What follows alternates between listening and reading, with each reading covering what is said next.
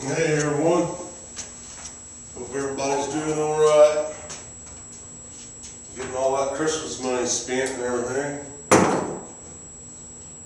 Today I just wanted to talk about trying to get things together, you know. Talking about rounding up parts. And we've been doing that. We run the numbers on the Dunmer tractor here that has a 12 on it. It turned out to be a, it turned out to be a 1966 1276. First year Wheelhorse made 12 horsepower, or used it anyway. Which is a good thing, you know. The daggone tags, somebody popped the tags off of it. But I found it on the shroud, you know, and it come up to 66 model. Well, the only 66 12 horse they made that year was a 1276. So I'm pretty sure that this tractor is probably just as rare, if not more rare, than this one. The tag's been taken off, like I said. They had a Charger 12 automatic on the side of it. You know, the sticker on the side on the part that holds the fuel tank there. So I'm betting that that was probably somebody that took the numbers and had a Charger 12 and just converted it, but I think the trannies would be different to be correct. But that's okay. Not an issue now for me, but other than I wish I had the numbers. But I don't.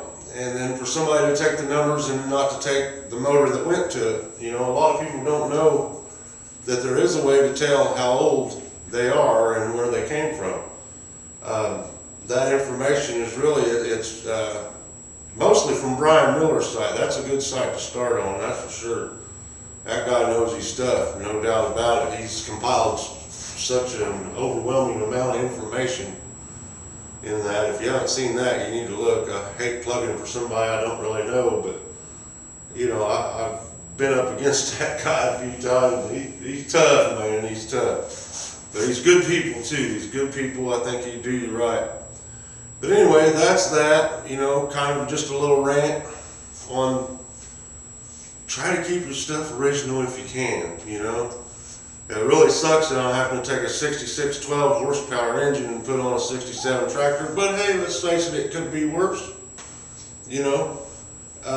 I just had the opportunity to try to put some history together here, so you know, I'm going to do it. I mean, I've got everything down to the battery box rounded up here. Of course, it looks, you know, blowed up right now, but you know how it goes. Got my piston in. I got a new piston, new rod. Well, no, it wasn't a new rod, like new rod. It checked out, you know.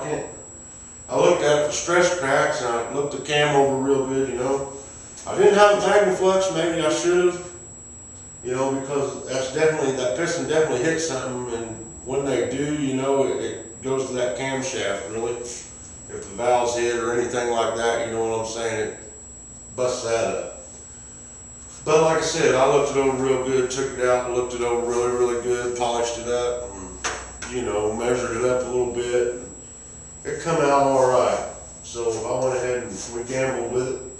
I want to get it together and get it on there, and then maybe, you know, when it starts getting nicer, I'll take and start cleaning things up and painting and stuff like that. I haven't figured out the painting situation. It just takes so much time that in the end you're not getting anything done because of the cleaning and the painting, you know.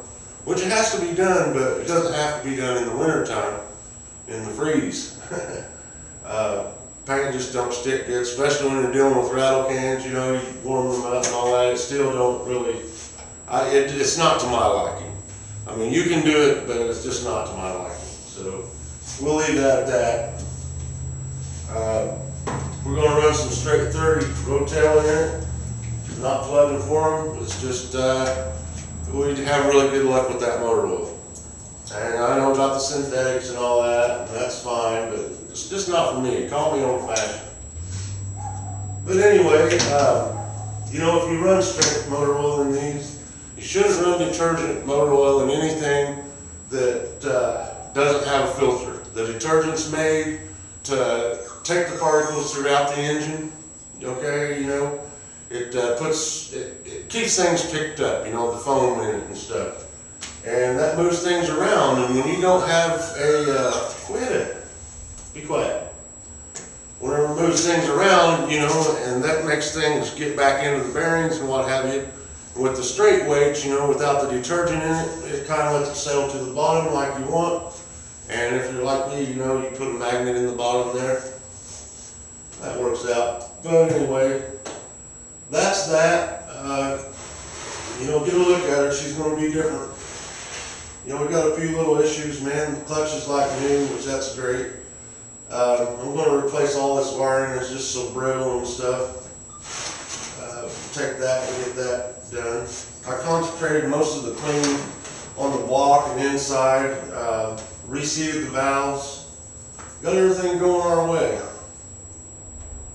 That's really about it, I think. You know, anything I want to touch on? The Sears is running. That Onan runs great. Maybe in time we'll see if we can't trade that in for a Wheelhorse somewhere. I know a lot of people like them, and that's fine. I don't mind it either. It's a good stand-up tractor, but I don't know. We may do something with it. Just depends, you know. We got it out of the weeds, and it's running. So now maybe somebody could use it. So we did our job, we'll say.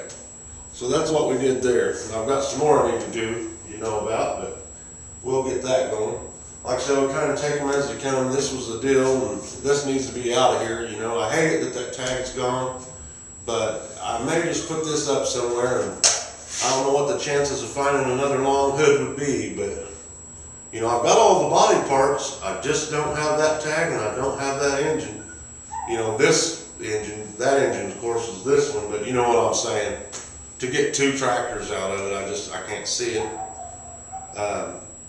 This is the one that had the braces and everything on it, you know what I'm saying? They're all over the place. The thing's busted up everywhere, been dropped on, run over, and everything else. But anyways, that's about it, guys. I guess I'll get out of here.